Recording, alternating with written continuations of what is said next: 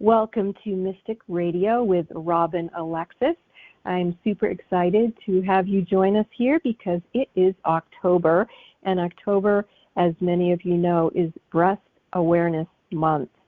And I am so excited to be in the 20th season of Mystic Radio with my very special new friend and best-selling author, Ken Sylvester.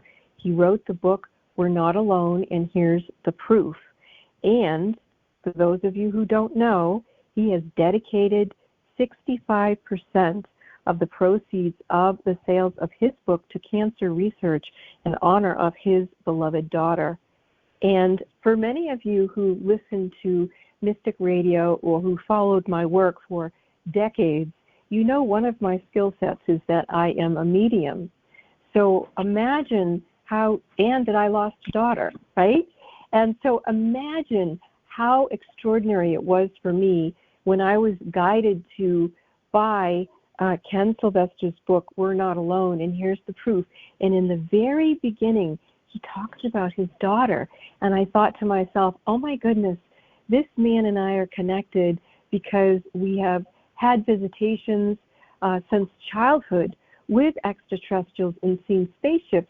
But we also have this very deep and profound sharing of being parents who have lost a child. And in this case, we know Amber lost her life to breast cancer, and how amazing that her father is dedicating 65% of the proceeds of his book, We're Not Alone, and Here's the Proof, to cancer research. Now, you can find Ken's book on Amazon by putting in his name, Ken Sylvester, We're Not Alone. And you will also find my book, which is A Conversation with Extraterrestrials by Robin Alexis. Now, both of us are running a special right now. Ken's book is only $7.95. And so when you do some research on our books on Amazon and you find Ken's book, just know that he's lowered the price to make it especially interesting for you. If you even double thinking yourself about being interested in the subject, know that you are helping to heal breast cancer by having him donate to breast cancer research. And I'm just in awe of Ken. So Ken, welcome to Mystic Radio. Yeah, I thank you very much for that introduction, and I welcome you also, Robin.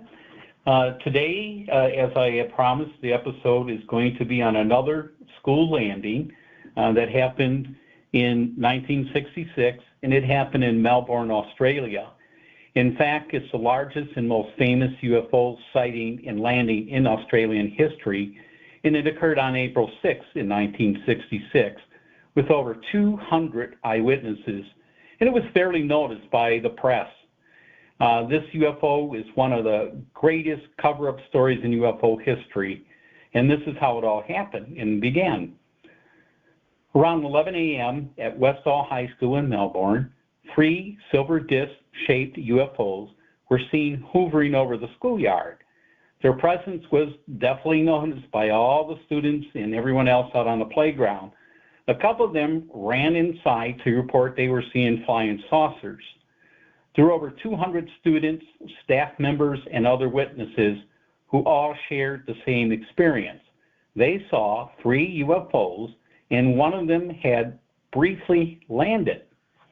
The first one over there was Jacqueline Argent, who, along with another student and friend, Tanya, had climbed over a fence into the area known as the Grange Reserve. When Tanya got too close, she became very scared. She turned around, hopped over the fence, ran over to where a crowd of students were, and then she fainted. And she was taken by ambulance to the hospital. However, Jacqueline still was at the landing site of the spacecraft, and she witnessed it taking off. It only landed briefly, and described it just like the others described it. The craft moved vertically about 20 feet, tilted sideways, and then took off at supersonic speed. And as told in the observables, there were no trail and no sonic boom. It also had left a circle where the UFO had landed, and the weight had bent down the grass. There was also 3 smaller circles from the landing gear that had left an impression, and you could see. John Williams was a first responder with the fire department. He saw the landing, and he saw that the grass had not been mowed yet. A second witness to the grass being bent down was a Colin Kelly. He was near the playground playing football. After the UFO took off, he ran over to the area, and he saw the grass was all bent down where the craft had landed. Shortly after, he did witness that they mowed the grass, and it was a small field. It was erased, and of course it erased all the evidence. And found out later it was ordered by the military to do that. In fact, the military showed up within 20 minutes. This is a huge staff. There was over 20 military guys. The police, the fire department had arrived, and they were joined by someone from the Department of Defense in Australia, and the alleged military thugs that I refer to as the Men in Black, they had arrived in force. They immediately made sure everybody knew that all they had seen was a weather balloon, as they talked to everybody. A teacher, Andrew Greenwood, had taken pictures of the UFO and the landing site. The military took his camera, and it was never seen again. The Men in Black told him if he talked about his photos or the UFO, he would be fired and would be reported to the school board as drunk on duty. The witnesses were not allowed to talk to the media. Channel 9, a local TV station, tried to interview them, but they were cut off by the large armed military presence. The media were told to leave immediately. Through threats and intimidation, the military presence allowed no one to report anything or any was happening. No reports were filed at all. The military managed to intimidate and scare off all the witnesses. The school's headmaster, Frank Zembelby, he called a school assembly. He told the students they were suffering from mass hysteria. He told them that they had only seen a weather balloon and not to talk to the media or anyone else. Those students who did will get detention if they talk to anyone about today's event. One student, Joy Clark, had only spoke to the media briefly, a couple minutes, but she was the first to get in detention. He wanted to set an example. Another student was overheard talking back and forth. He was an art student named Victor Zachary, and he was an art student, and he was convinced by the head schoolmaster that if he talked, it could jeopardize his future career in art. Jacqueline went to Tanya's house the next day after the incident. They were good friends for many years, and she had been going to Tanya's house. But when she knocked on the door, it was answered by an English-speaking couple, but they were not Tanya's parents. And the couple said they did not know any Tanya, and nobody by that name had ever lived there. Now we're up to 2006, and Victor Zachary finally is going to get a chance to tell his story. And he tells it to Bill Chalker, who's a UFO researcher who wrote a book called The Oz Files. When he found Tanya, she was not able to tell the researcher anything, claiming she just doesn't remember. Now we're going to fast forward 44 years. The witnesses finally got to tell their full story. On June 4th, 2010, Shane Ryan and Rose Jones, a UFO researcher, did a documentary. Here are their stories. They all concluded there were definitely 3 UFOs that were silver, disc-shaped, each with a dome on top and silent. The 3 crafts hovered, then one decided to land. Phil Turney saw all 3 UFOs. When Sue Savage got close to the landing area, she saw the one craft take off after it moved vertically about 20 feet, turned sideways, and then sped off at supersonic speed. She was in shock. Sean Matthews, who also got close to the landing site, he saw purple lights on the bottom. After the UFO took off, he could see the landing gear and that the grass was smashed down as if a heavy weight had crushed it. According to Studio 10, this was Australia's most famous UFO sighting. It had been over 50 years since they interviewed some of the key witnesses. Joy Clark was in science class when the students came in yelling, "There are flying saucers out in the Grange." She ran outside and was able to see the 3 flying saucers. She had kept this secret for 50 years, until finally in 2016, Des Carroll broke the story in the Dandenong Journal. She interviewed many witnesses, including the teacher, Andrew Greenwood. Andrew had kept his secret for 50 years. He was still scared, but ready to talk.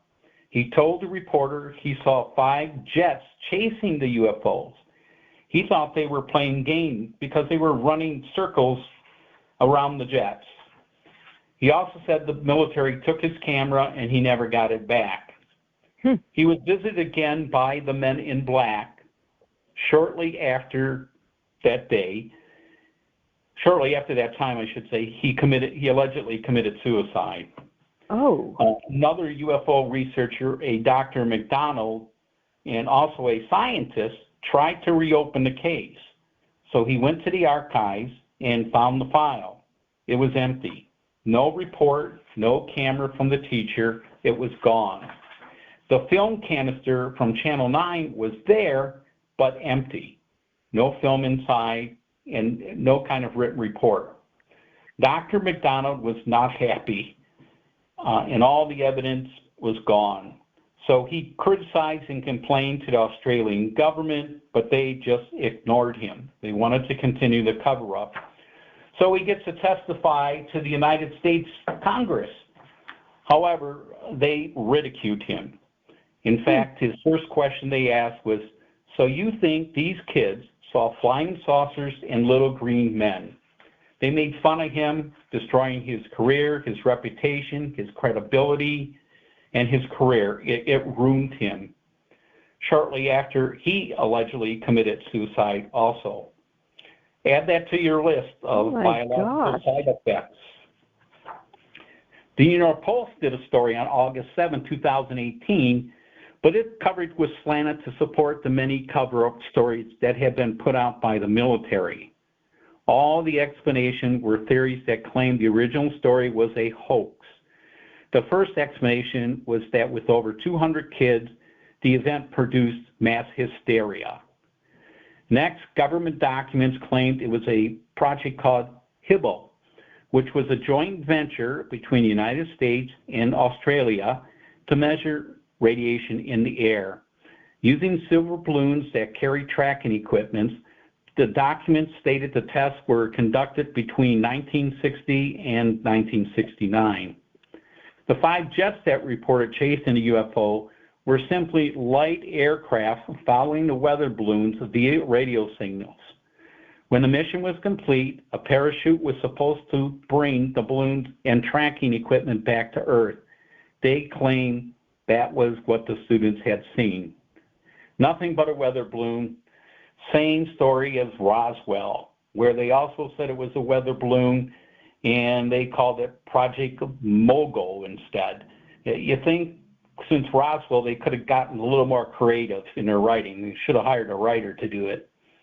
To add credibility to the story, James Fox, who has made documentaries on UFOs and is considered an expert on UFO research, made a documentary on the events in Melbourne. Fox, in 2021 episode on Netflix, presented some new evidence that had never been seen before. He interviewed and showed a photo taken by James Kibble, a UFO researcher. The photo was very clear. You could see the UFO, as described by over the 200 witnesses, was the same alien craft. Fox also interviewed many of the witnesses from the day of the landing, which had happened over 50 years ago. Most of the witnesses were in high school during that time. Now they all were adults and senior citizens. Their stories and their descriptions of the UFOs had not changed. They all matched their original stories. Fox had also done the interviews at Zimbabwe, another school we talked about earlier. Both cases resolved around the landing near a school site. The results were much the same. Hundreds of students had witnessed the landing, but all were forced to keep the secret for 50 years. They were telling the same story to him that day as they had when they were in school. Fox was convinced that they all were telling the truth. But the cover-up of this landing started just 20 minutes after the landing, with armed camouflage military had arrived. They jumped out of their Jeeps and trucks and went to work.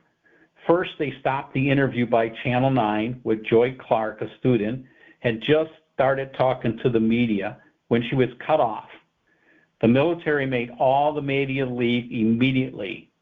The men in black also talked to all the students and teachers and staff and any other witnesses, advising them all not to talk about anything they had seen. Yet 50 years later, as I have just said in this story, and you'll read in my book, eyewitnesses have given credible testimony that matched their original stories. Their stories didn't change. These witnesses felt compelled to let the public know the truth. Why not tell the public? We're not admitting that the spacecraft was alien, but it was a true UFO, unidentified flying object. This is why I continue to use the term UFO, because the government and the military and scientists, despite pictures and overwhelming evidence, still cannot identify what the flying spacecraft are. Hence, they are still unidentified flying objects. The military are now calling them UAPs, which is the unidentified aerial phenomenon. Even scientists are unable to think outside the box, and it's because they keep trying to apply our laws of physics.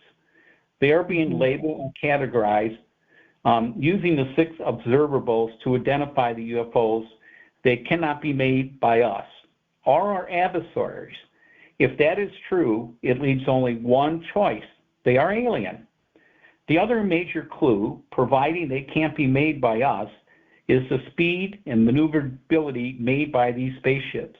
Humans could not stand the G-force created by these actions. As Robin has told you all in the beginning of our podcast many times, that this is an experience, not an explanation. It's up to you to decide what rings true. Sometimes you may want to research yourself to get a great experience. While doing research, I suggest you take in something visual. YouTube has podcasts, documentaries, videos, and pictures done by researchers and reporters. The visual, you get to see the faces of these witnesses and hear them speak. This is much more convincing than just, of course, reading the book or listening to our podcast or just reading an article on the internet. Now, if you like to research this story, I suggest the 2021 documentary on Melbourne on Netflix by James Fox. We will post a link to a couple of the sites of my other sources. Now, something new that we're going to start today, and I don't know how often it will happen, but from time to time, I'm able to obtain new information. While preparing for each podcast, I review my information and sources. When I do, sometimes I notice new information posted. When that occurs, I will add it to a future podcast to keep our listeners up to date. And today I have 2 updates. When reviewing the information for today's podcast, I found one that was just posted 2 days ago, and I did that research about a week ago, so it's about 9 days old. So today I'm going to bring you some new information on 2 of the previous stories. In the beginning of the book, I did a story about my first sighting when I was a teenager back in 1966. In my earlier podcast, I was unable to provide the name of the pilot that I found had chased that UFO from that day. Well, again, in doing my research, I came across a video that showed on that day in 1966, Selfridge Air Force Base received about 30 calls from people claiming they were seeing UFOs. Also, NORAD radar from the Battle Creek, Michigan, picked up the UFO on their radar. Within 5 minutes, the Air Force dispatched an F-106 interceptor. The pilot was Captain Gary Carroll. His co-pilot was Bob Nicholson. NORAD had picked up the UFO at 35,000 feet. So Captain Gary Garrett climbed to 35,000 feet, and he couldn't find it. So he dropped down to 20,000 feet, still no visual. He was covering a large area and using a zigzag pattern to try and find a UFO. So then he finally dropped down to 10,000 feet, still no visual. So he gets down to around 1,000 feet. Finally, he spots it out of his window. Using their radar, they tried to lock on the UFO. They slowed down because the UFO had slowed down to 300 miles per hour. Still, he's unable to get a lock on it. So he tries to sneak up on it because it's now stationary, just hovering. He now has a visual. He describes the UFO as football shaped. Suddenly, the UFO makes a sharp right turn and speeds off at supersonic speed and disappears. Captain Gary Carroll is considered one of our best pilots. He says, "This is a non-human spaceship. No human could survive the G-force created by these maneuvers." Captain Gary Carroll was an experienced pilot, flying the interceptor F-106. The F-106 is capable of speeds of 1,400 miles per hour. Captain Gary Carroll retires a full bird colonel. He had kept the secret for 55 years. He was dying of cancer and felt compelled to tell the truth. Shortly after his confession, he died of cancer in 2021. Colonel Gary Carroll died a hero. He is the highest ranking officer to ever admit to a UFO story. He left behind a drawing he made of that day. The drawing matched that of the witnesses. He was telling the truth.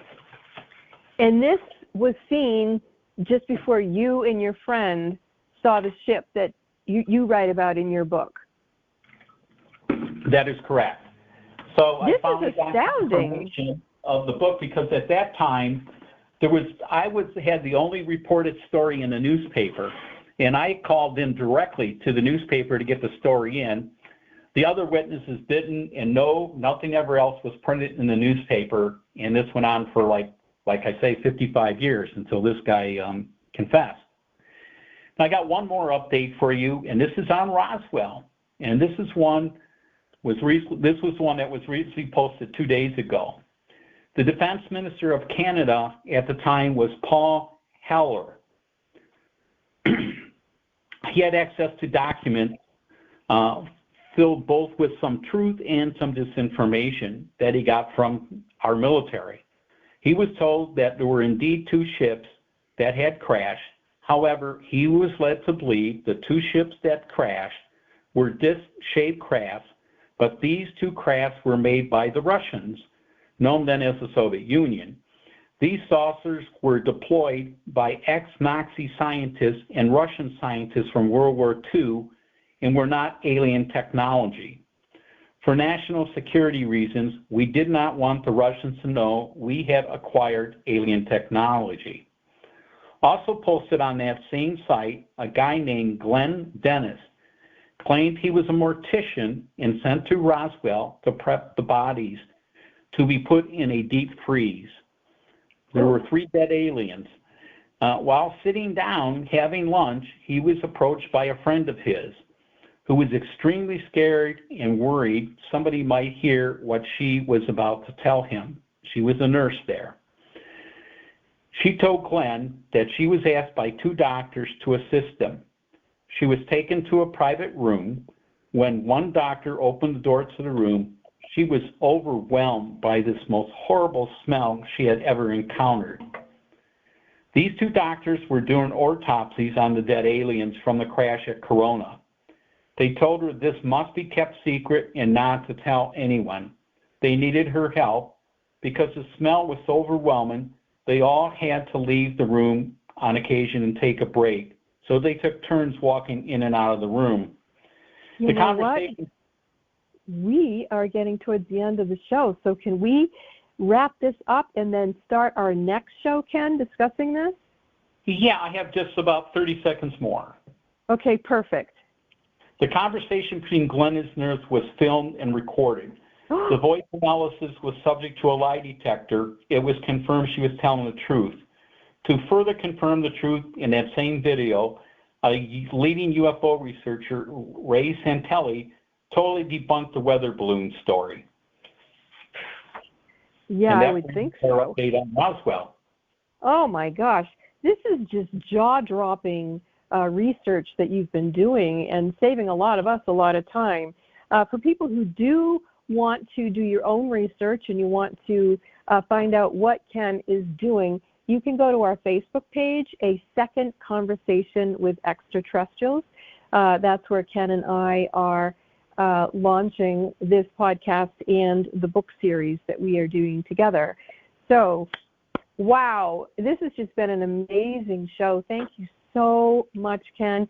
And again, when you purchase his book on Amazon, We're Not Alone, and here's the proof by Ken Sylvester, it is going to assist in helping with cancer research. As I mentioned at the beginning of his show, his exquisite yes, Robin, daughter... we're going to, we're going to donate 65% of the profits from the book towards cancer research.